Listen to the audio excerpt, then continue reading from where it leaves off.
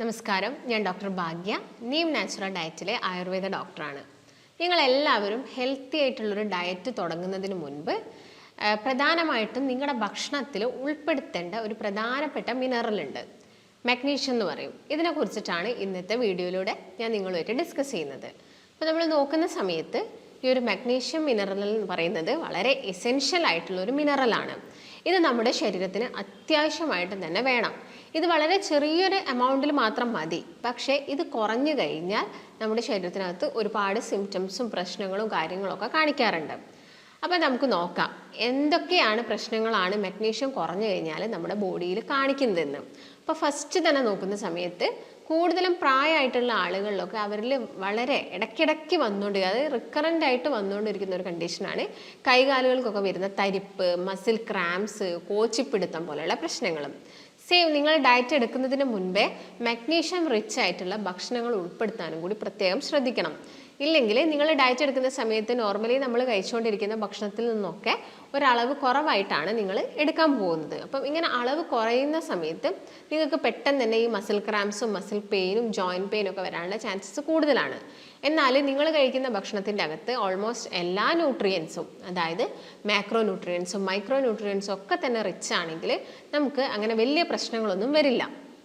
നമ്മൾ ഈ nutrients select ചെയ്യുന്ന സമയത്ത് നമ്മുടെ ബോഡിക്ക് അനുയോജ്യമായിട്ടുള്ള രീതിയിൽ ആവശ്യമായിട്ടുള്ള അളവിൽ മാത്രം കഴിക്കാൻ വേണ്ടിയിട്ട് നിങ്ങൾ ശ്രദ്ധിക്കുക. ഇപ്പോൾ നമുക്കിപ്പോൾ കാർബോഹൈഡ്രേറ്റ് നിന്ന് ഒരുപാട് ന്യൂട്രിയൻസ് നമ്മുടെ ശരീരത്തിന് കിട്ടുന്നുണ്ട്. പക്ഷേ കാർബോഹൈഡ്രേറ്റ് നമ്മൾ കൂടുതൽ കഴിച്ചു കഴിഞ്ഞാലോ ഇതിൻ്റെ ഡൈജഷനും എല്ലാം തന്നെ ബോഡിയിൽ പ്രശ്നം ഉണ്ടാക്കും. അതുപോലെ തന്നെ ഇപ്പം ഈ ഒരു മഗ്നീഷ്യം എന്ന് പറയുന്നത് അതിൻ്റെ കൃത്യമായിട്ടുള്ള അളവിൽ മാത്രം നിങ്ങൾ കഴിക്കുക. അതൊരു പരിധിയിൽ കൂടി കഴിഞ്ഞാലും ഇതിൻ്റെ ഡെപ്പോസിറ്റ് നമ്മുടെ ശരീരത്തിൽ വരും. അപ്പോൾ ആദ്യം തന്നെ നോക്കുന്ന സമയത്ത് ഈ muscle muscle pains, joint complaints, ഇതൊക്കെയാണ് മഗ്നീഷ്യം കുറഞ്ഞു കഴിഞ്ഞാൽ സംഭവിക്കുന്നത്. മഗ്നീഷ്യം കുറഞ്ഞു കഴിഞ്ഞാൽ നമ്മുടെ ഈ ഒരു ബ്ലഡ് വെസൽസ്, രക്തക്കൊഴലുകൾ കൺട്രാക്ട് ചെയ്യും. അതായത് കൺട്രാക്ഷനും ഉണ്ടായിരിക്കും, റിലാക്സേഷനും ഉണ്ടായിരിക്കും. ഒരു ബ്ലഡ് വെസൽ എടുത്ത് നോക്കുന്ന സമയത്ത് ഇത് കുറഞ്ഞു കഴിഞ്ഞാൽ നമ്മുടെ ബ്ലഡ് വെസൽസ് കൺട്രാക്ട് മാത്രം ചെയ്ത് ഇങ്ങനെ നിൽക്കും. ഇതുകൊണ്ടാണ് നമുക്ക് ക്രാംസ് വരുന്നത്, അതായത് കോച്ചിപ്പിടുത്തം വരുന്നത്. അപ്പോൾ കോച്ചിപ്പിടുത്തം കൂടുതലായിട്ടും കാലിലും അതുപോലെ തന്നെ പുറകു വശത്ത് വരാറുണ്ട്, നമ്മുടെ ബാക്ക് സൈഡിൽ വരാറുണ്ട്. ചില ആളുകളിൽ കൈകളിൽ വരും. കൂടുതലായിട്ടും ആളുകളിൽ ഇത് കൂടുതലും വരുന്നത് രാത്രി സമയങ്ങളിലാണ്. നമ്മൾ എടുത്തു നോക്കുന്ന സമയത്ത് പ്രഗ്നൻ്റ് ആയിരിക്കുന്ന സ്ത്രീകളിൽ അവർ കൂടുതൽ ഈ കംപ്ലയിൻസ് പറയുന്നത് രാത്രി ടൈമുകളിലാണ്. അല്ലാത്ത പക്ഷം വ്യക്തികളിൽ, സ്ത്രീകളിൽ, അല്ലെങ്കിൽ ഒരുപാട് സമയം നിന്നും ഇരുന്നും ഒക്കെ ജോലി ചെയ്യുന്ന ആളുകൾ, ഈ മഗ്നീഷ്യം കണ്ടന്റ് വല്ലാതെ ഫുഡിൽ കുറഞ്ഞു പോയ വ്യക്തികളിലൊക്കെ ക്രാംസ് എല്ലാ സമയത്തും വരും. പക്ഷെ കൂടുതലും വരുന്നത് രാത്രി സമയങ്ങളിലാവാനുള്ള ചാൻസസ് ഉണ്ട്. അപ്പോൾ ഇങ്ങനെ വരുന്ന സമയത്തൊക്കെ പെട്ടെന്ന് നമ്മൾ കാലൊക്കെ ഒന്ന് എന്ത് ചെയ്യും, മസാജ് ചെയ്യാറുണ്ട്. ഇപ്പം മസാജ് മാത്രം ചെയ്തിട്ട് കാര്യമില്ല. മസാജ് എന്ന് പറയുന്നത് ജസ്റ്റ് നമ്മളൊന്ന് ബ്ലഡ് സർക്കുലേഷൻ കൂട്ടി കൊടുക്കുകയാണ് ചെയ്യുന്നത്. അതിൻ്റെ കൂടെ തന്നെ നിങ്ങൾക്ക് ഇങ്ങനെ എന്തെങ്കിലും ഡെഫിഷ്യൻസി ഉണ്ടോ എന്ന് കൂടി ചെക്ക് ചെയ്യണം. മഗ്നീഷ്യം കുറയുന്ന പോലെ തന്നെ വൈറ്റമിൻ B12ഉം Dയും എല്ലാം കുറഞ്ഞു കഴിഞ്ഞാലും ഈ പറയുന്ന സിംറ്റംസ് ഒക്കെ വരാനുള്ള ചാൻസസ് കൂടുതലാണ്. പക്ഷെ നമുക്ക് വൈറ്റമിൻ B12 ഒക്കെ കുറയുന്നുണ്ടെങ്കിൽ നമുക്ക് വേറെ ഒരുപാട് സിംറ്റംസും കൂടി ശരീരത്തിൽ കാണിക്കും. അതാണ് പ്രത്യേകം നിങ്ങൾ ശ്രദ്ധിക്കേണ്ടത്. അതുപോലെ തന്നെ രണ്ടാമത്തെ ഒരു കണ്ടീഷൻ എന്ന് പറയുന്നത് നമ്മുടെ ബോൺസിനൊക്കെ വരുന്ന പ്രശ്നങ്ങളാണ്. ജോയിൻറ്റ്സ്, എല്ലുകൾക്കൊക്കെ തകരാറ് സംഭവിക്കാം. നമുക്ക് പെട്ടെന്ന് ഓസ്റ്റിയോപോറോസിസ്, തേയ്മാനം പോലുള്ള പ്രശ്നങ്ങൾ, ജോയിൻറ്റ് വേദനകൾ, നീർക്കെട്ടുകൾ, കാര്യങ്ങളൊക്കെ വരുന്നുണ്ട്. ഇതിനുള്ള ഒരു മെയിൻ റീസൺസ് മഗ്നീഷ്യം കുറഞ്ഞു കഴിഞ്ഞാൽ നമ്മുടെ ബോഡിയിൽ കാൽസ്യത്തിൻ്റെ അബ്സോർപ്ഷനും കുറയും. കാൽസ്യത്തിൻ്റെ അബ്സോർപ്ഷൻ കുറഞ്ഞു കഴിഞ്ഞാൽ പ്രോപ്പറായിട്ട് നമ്മുടെ എല്ലിൻ്റെയും പല്ലിൻ്റെയും ഒന്നും ആരോഗ്യം പ്രോപ്പർ ആവില്ല. അപ്പോൾ അതിൻ്റെ ഭാഗമായിട്ട് നമുക്ക് ഇടയ്ക്കിടയ്ക്ക് പല്ലുവേദന അല്ലെങ്കിൽ പല ജോയിൻറ്റ്സിൽ നിന്നൊക്കെ വേദനകൾ വരാനുള്ള ചാൻസസ് കൂടുതലാണ്. അപ്പോൾ നിങ്ങൾ മഗ്നീഷ്യം കണ്ടന്റുള്ള ഫുഡുകൾ ഉൾപ്പെടുത്താൻ ശ്രദ്ധിക്കണം.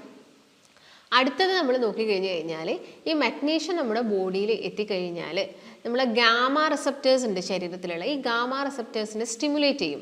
ഇത് സ്റ്റിമുലേഷൻ നടന്നാൽ മാത്രമേ നമുക്ക് പ്രോപ്പറായിട്ടുള്ളൊരു ഉറക്കവും കാര്യങ്ങളും, അതായത് നമ്മുടെ മെലാറ്റോണിൻ ഹോർമോൺസിൻ്റെ ഒക്കെ ഒരു പ്രവർത്തനം ശരിയായ രീതിയിൽ നടക്കുള്ളൂ.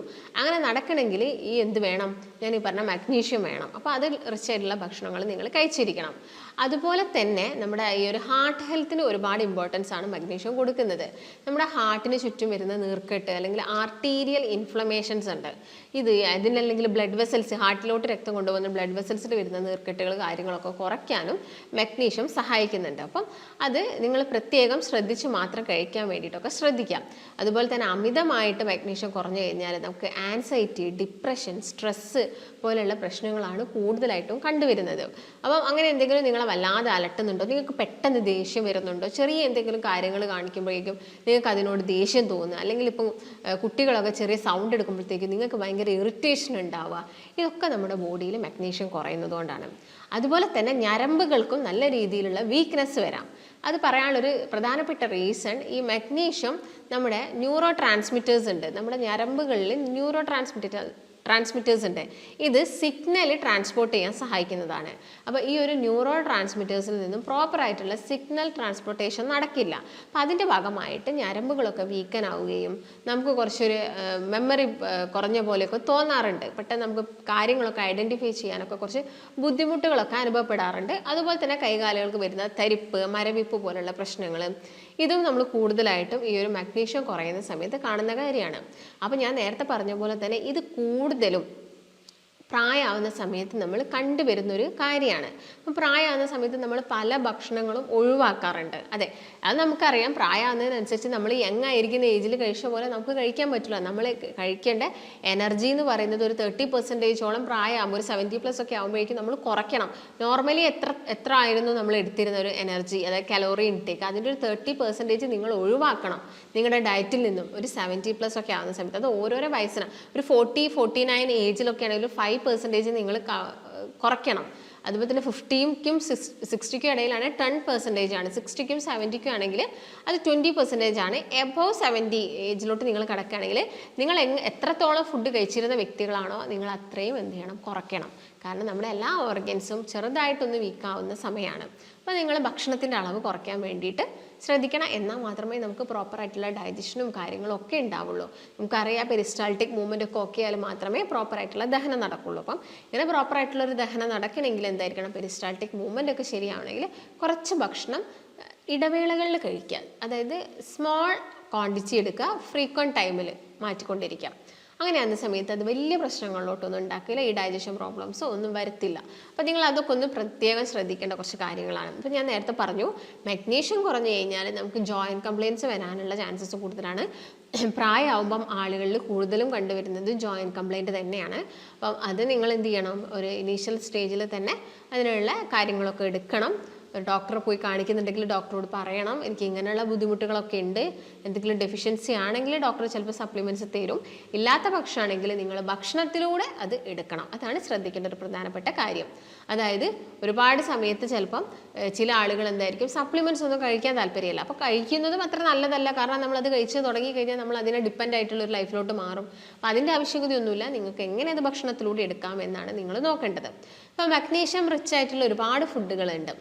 അതിപ്പോൾ നിങ്ങൾ ഗ്രീൻ ലീഫി വെജിറ്റബിൾസ്, പച്ച നിറത്തിലുള്ള നല്ല ഇലക്കറികൾ കഴിക്കുക. അല്ലെങ്കിൽ ഇലക്കറികൾ നിങ്ങൾക്ക് ഏതാണോ കിട്ടുന്നത് അത് നിങ്ങൾ ധാരാളമായിട്ട് കഴിക്കാൻ നോക്കുക. അവാക്കാഡോ പോലുള്ള ഫ്രൂട്ടിൻ്റെ അകത്ത് മഗ്നീഷ്യം കൂടുതലാണ്. അതുപോലെ തന്നെ നോക്കുന്ന സമയത്ത് നട്ട്സുകൾ, കാഷ്യൂനട്ട്, ബദാമ്, വാൾനട്ട്, പിസ്ത പോലുള്ള നട്ട്സിൻ്റെ അകത്ത് മഗ്നീഷ്യം ഉണ്ട്. അപ്പോൾ എല്ലാ ദിവസവും ഒരു 4 മുതൽ 5 നട്ട്സ് നിങ്ങൾ കഴിക്കുക. അതായത് ഇപ്പം നിങ്ങൾ കാഷ്യൂനട്ടും ബദാമുമാണ് കഴിക്കുന്നതെങ്കിൽ 5 കാഷ്യൂനട്ടും 5 ബദാമും ഒരു ദിവസം മതി.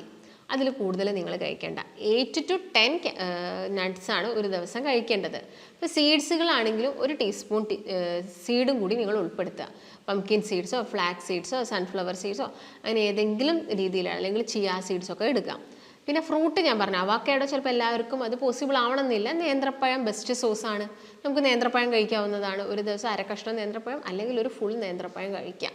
അപ്പോൾ അതിനെന്ത് ചെയ്യുക, രാത്രിയൊക്കെ ആവുന്ന സമയത്ത് ഒരു നൈറ്റ് ടൈമിൽ അത് എടുക്കുന്നതായിരിക്കും കുറച്ചും കൂടി സ്യൂട്ടബിൾ. അപ്പോൾ ഈ നൈറ്റിലുള്ള ഡിന്നർ ഒന്ന് കുറച്ചിട്ട് ഒരു നേന്ത്രപ്പഴം നിങ്ങൾ എടുത്തിട്ട് കുറച്ച് നിങ്ങൾ മറ്റെന്തെങ്കിലും ഒരു ചപ്പാത്തിയോ അങ്ങനെ എന്തെങ്കിലും കുറച്ച് കറിയോ ഫിഷോ അങ്ങനെ എന്തെങ്കിലുമൊക്കെ ആഡ് ചെയ്യാം. അതുപോലെ തന്നെ ഫിഷിൻ്റെ അകത്താണെങ്കിലും അയിലയിലും സാൽമണിലും ഒക്കെ തന്നെ ഈ ഒരു മഗ്നീഷ്യം കൂടുതലാണ്.